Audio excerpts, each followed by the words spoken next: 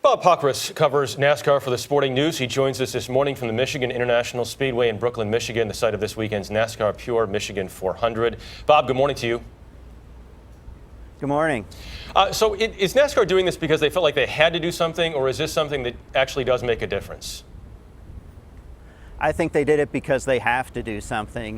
This is obviously was a huge tragedy, and they had to respond to show leadership in the motorsports world, and probably from a legal standpoint as well. How do they actually punish this, though?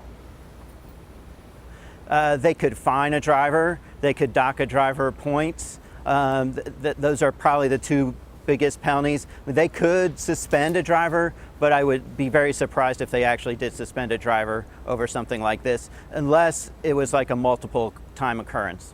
All right, so a lot of focus on where you are right now, not just because of the race, but also because Tony Stewart is not racing once again this weekend. When do you expect we'll see him back on the racetrack? I don't know. His camp says that he's grieving, and there's just no timetable for him to come back, and there's no real pressure, I would say, from a competition standpoint for him to get back. He wasn't having a great season. He most likely wasn't going to make NASCAR's version of the playoffs called the Chase for the Sprint Cup. So I think he'll take all the time he needs to come before he comes back, because you've got to be mentally into the game to race these vehicles. How big of a setback is this for NASCAR? Because I think a lot of fans, when you read why they enjoy going to NASCAR events, they say they want to see the interaction, they want to see people get out of the cars, they sometimes want to see people get mad. Does this put a negative light on this sport?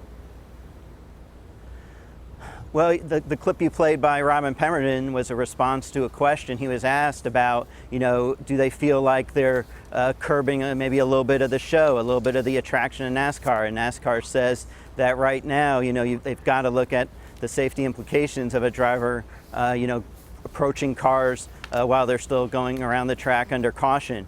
I think we'll see whether it impacts NASCAR's popularity, once we see what the penalties are for a driver who eventually does get out of his car and wants to point a finger or wave a finger at another driver. It's going to happen. We just don't know whether it's going to be in the next month or the next year.